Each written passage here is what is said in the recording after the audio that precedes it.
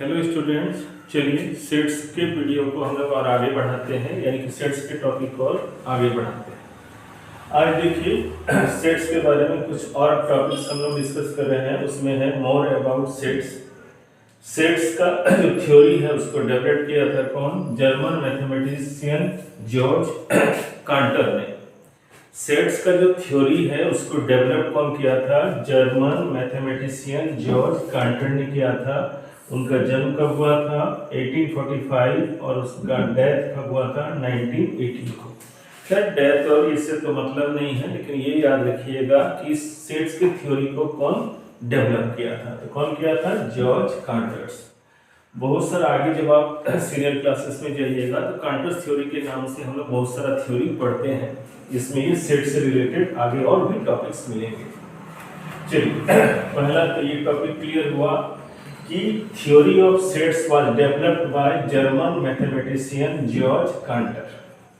Second क्या है कि अगर कोई सेट, जैसे कि पिछले वीडियो में हमने पढ़ा कि सेट किससे बनता है? वेल डिफाइंड ऑब्जेक्ट से या वेल डिफाइंड एलिमेंट से। ऑब्जेक्ट को ही हम लोग एलिमेंट्स भी बोलते हैं, कंपोनेंट्स भी बोलेंगे। तो ध्यान ये रखना है क्या कि जिस कंपोनेंट या जिस ऑब्जेक्ट या जिस क्या है एलिमेंट जो वेल डिफाइंड है, जिससे सेट डेवलप हुआ है या बना है, उसमें एलिमेंट कभी भी आपका रिपीट नहीं होगा। एलिमेंट्स कभी भी रिपीट नहीं होगा, वो हमेशा डिस्टिंक्ट होगा। जितने भी एलिमेंट्स उसमें होंगे वो सारे डिस्टिंक्ट होंगे। उसी के बारे में ये सेकंड टॉपिक है। In a set all the elements are distinct, that is elements are never repeated. ये जरूर ध्यान में रखेंगे। जैसे कि 2-3 एग्जांपल लिखे हैं। मान लीजिए एक सेट ए है जिसमें नंबर 1 2 3 4 1 3। तो देखिए अंडरलाइन किए हैं, इसमें 1 भी रिपीट हो गया है, 3 भी रिपीट हो गया। मतलब अगर कोई सेट को हम डिफाइन कर रहे हैं या लिख रहे हैं, उसमें किसी भी एलिमेंट्स को हम लोग रिपीट नहीं कर सकते। तो यहाँ पर हम लोग उसको देखिए दोबारा हम लोग क्या लिख दिए? 1 2 3 4। 2 1 के जगह पर 1 है और 2 3 के जगह पर 1 होगा। यानी कि सेट में किसी भी मेंबर्स को हम क्या है रिपीट नहीं कर सकते। चलिए सेकंड में है एक वर्ड है स्कूल, SCHOOL। इसको अगर सेट के फॉर्म में लिखना होगा तो SCHOL। 2 O नहीं लिख सकते, एक ही O लिखेंगे। चलिए तीसरा लिए है, मान लो नेम का, हम लोग नाम का है क्या एक बना रहे हैं सेट, जिसमें कि मान लीजिए नाम लिए हैं पंकज, राम, श्याम। तो आप ध्यान देंगे पंकज नाम आपके मोहल्ले में ही 8-10 मिल जाएंगे। तो क्या 8-10 हम लोग यहाँ पंकज का इस्तेमाल कर सकते हैं? नहीं। सेट में हमेशा ध्यान रखेंगे कि अगर कोई भी नाम वाला हम लोग सेट्स बनाए हैं तो वो हमेशा एक ही नाम आएगा जो दुनिया में या इंडिया में उस नाम से जितने भी व्यक्ति होंगे उसको वो रिप्रेजेंट करेगा। कहने का मतलब अगर ये सेट है और इसमें नाम एक पंकज है, तो इस पंकज से दुनिया में या फिर इंडिया में जितने भी नाम हैं सभी पंकज को वो रिप्रेजेंट कर रहा है। तो खैर सेकंड वाले टॉपिक से हम लोग क्या समझे कि किसी भी सेट जो वेल डिफाइंड ऑब्जेक्ट या वेल डिफाइंड एलिमेंट से बना है, उसमें कोई भी एलिमेंट्स, कोई भी ऑब्जेक्ट कभी भी रिपीट नहीं करेगा। उसको हमेशा हमको क्या लिखना है? डिस्टिंक्ट के रूप में रखना है या लिखना है, यानी कि कोई भी एलिमेंट हमेशा एक ही बार आएगा। There are 2 methods of representing or describing a set. Set को डिस्क्राइब करने के लिए हमारे पास 2 मेथड्स है जिससे हम सेट को रिप्रेजेंट या डिस्क्राइब कर सकते हैं। हमारे पास सेट को डिस्क्राइब करने के लिए, रिप्रेजेंट करने के लिए 2 मेथड है। पहले मेथड का नाम है रोस्टर फॉर्म और टेबुलर फॉर्म। इसको हम लोग रोस्टर भी बोलते हैं या तो फिर टेबुलर फॉर्म बोलेंगे। और दूसरा है क्या? Set builder form. तो अगर साधारणतः इसको समझा जाए या आम भाषा में समझा जाए तो रोस्टर या टेबुलर फॉर्म में वो डाटा के यानी कि टेबल के फॉर्म में रहेगा, उसमें टेबल रहेगा, इमैटेरियल होगा। और अगर सेट बिल्डर है तो उसी चीज को जो यहाँ टेबल के फॉर्म में है उसी को अगर हम लैंग्वेज में यानी कि स्टेटमेंट से डिस्क्राइब करेंगे तो वो बन जाता है क्या? Set builder form. ये दोनों टॉपिक बहुत ही इंपॉर्टेंट है, इसको ध्यान से समझेंगे स्टूडेंट्स। किसी भी सेट्स को रिप्रेजेंट करने का या डिस्क्राइब करने का 2 मेथड होता है। पहला मेथड है रोस्टर या तो फिर टेबुलर और दूसरा है क्या? Set builder.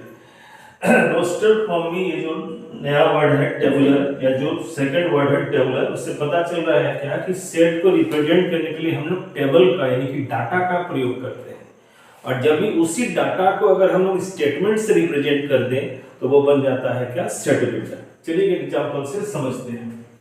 The set of all vowels in the English alphabet. तो देखिए इंग्लिश अल्फाबेट में कितने वॉवेल्स होते हैं, 5। तो चलिए एक नाम दे दिए, सेट को तो हम लोग कैपिटल लेटर से रिप्रेजेंट करते हैं, तो एक नाम दे दिए ए, और इंग्लिश अल्फाबेट में 5 वॉवेल्स होते हैं, उसको रिप्रेजेंट किए ए ई आई ओ यू। देखिए ये टेबल के फॉर्म में है, डाटा के फॉर्म में, तो ये कौन सा फॉर्म है, रोस्टर या टेबुलर। अब अगर इसी फॉर्म को हम लैंग्वेज में लिखेंगे तो वो बन जाएगा क्या, सेट बिल्डर। देखिए इसको पढ़ने का तरीका, इस सिंबल को देखिए ध्यान रखिएगा, क्या पढ़ेंगे, एक्स सच दैट एक्स। क्या पढ़ते हैं, एक्स सच दैट एक्स। ये जो सिंबल है इसको पढ़ने का तरीका है एक्स सच दैट एक्स।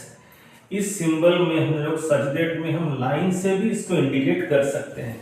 ये जो डॉट डॉट दिख रहा है इसको क्या पढ़ेंगे, सच दैट। डबल डॉट के जगह पर हम लोग ये लाइन का भी प्रयोग कर सकते हैं, इसका मतलब भी यही होगा क्या, एक्स सच दैट। तो देखिए टेबुलर फॉर्म को जब हम स्टेटमेंट से डिक्लेयर करते हैं तो वो कौन सा फॉर्म होता है, सेट बिल्डर फॉर्म।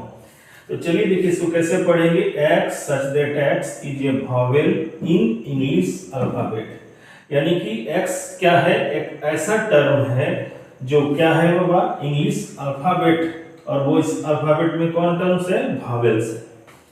तो इसको पढ़ने का तरीका में ध्यान दीजिएगा, डबल डॉट है, आपके लिए नया है symbol, x such that x, या तो डबल डॉट से यानी कि रेशियो जैसा सिंबल है, या तो आप लाइन से, लेकिन ध्यान रखेंगे लाइन स्ट्रेट लाइन होगा, ऑब्लिक लाइन नहीं यूज कर सकते। तो x such that x is a vowel in English alphabet, यानी कि किसी भी सेट को दो तरीके से हम रिप्रेजेंट कर सकते हैं, या तो डाटा या टेबल के फॉर्म में, तो वो बन जाएगा रोस्टर या टेबुलर फॉर्म, और जब उसी को हम लोग लैंग्वेज यानी कि स्टेटमेंट से रिप्रेजेंट करते हैं तो वो बन जाता है क्या, सेट बिल्डर फॉर्म। कुछ एग्जांपल्स और देखते हैं, जैसे कि example number B, A equal to दिया हुआ है सेट में 1 2 3 4 5 6 7। तो देखिए ये टेबल यानी कि डाटा के तौर पर दिया हुआ है, ये कौन सा फॉर्म है, रोस्टर फॉर्म या टेबुलर फॉर्म। अब इसी को अगर हम लैंग्वेज में यानी कि स्टेटमेंट में लिखेंगे तो वो बन जाएगा क्या, सेट बिल्डर फॉर्म।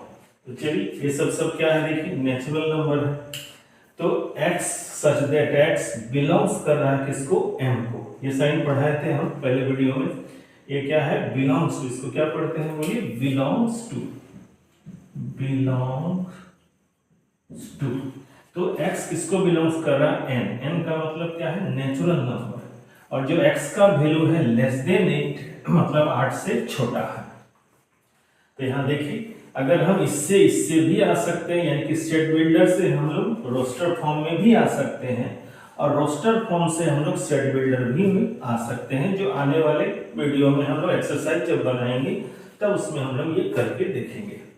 यहाँ पर आप समझिए कि दो मेथड जिससे हम सेट को रिप्रेजेंट करते हैं वो कौन कौन सा मेथड है और कैसे वो ऑपरेट करता है, कैसे बनाते हैं उसको, ये ध्यान देना है।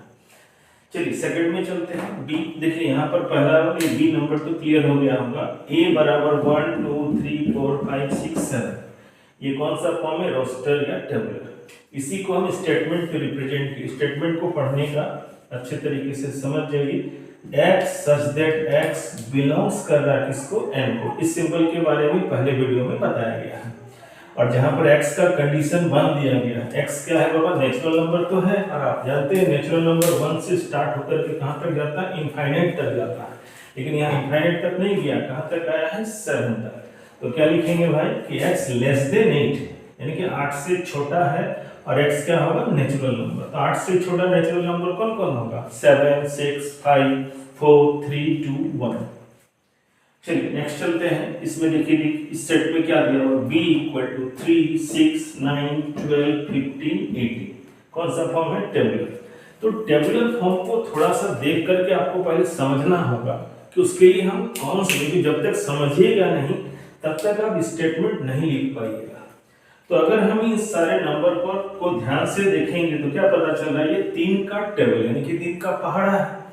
तो 3 का टेबल जो 3 से स्टार्ट हुआ और कहां तक गया, 18 यानी कि 6 टाइम तक गया है। तो इसको हम लोग अगर सेट बिल्डर फॉर्म में लिख रहे हैं तो कैसे लिख रहे हैं, देखिए x such that x equal to 3n, यानी कि ये 3 का मल्टीपल है। n क्या है भाई, बिलोंग्स कर रहा है n को, n मतलब नेचुरल नंबर को, और n का कंडीशन है 1 के बराबर, देखिए ध्यान दीजिए 1 के बराबर या 1 से बड़ा, 6 के बराबर और 6 से छोटा। इस कंडीशन का मतलब अगर हम लोग देखें तो क्या है भाई, 1 2 3 4 5 और 6, ये किसका वैल्यू है, n का।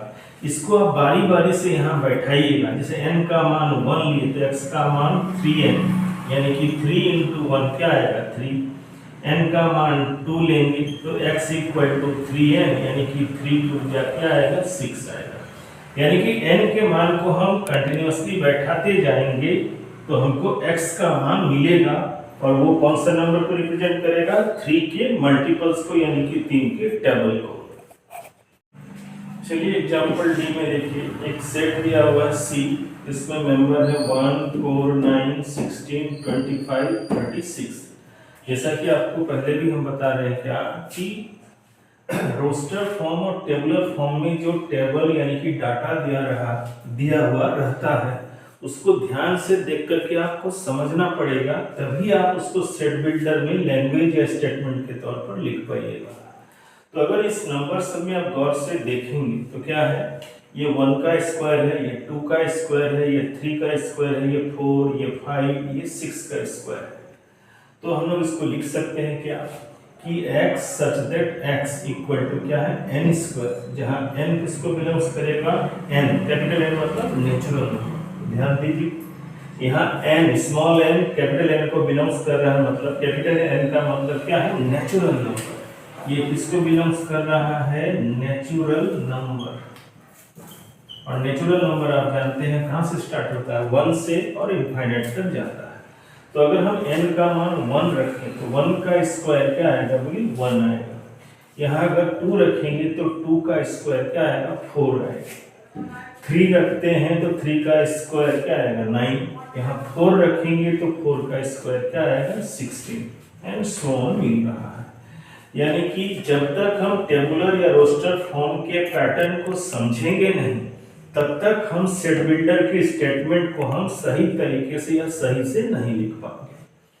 चलिए आगे चलते हैं। अगला एग्जांपल है डी, 1 3 5 7 9 11 13।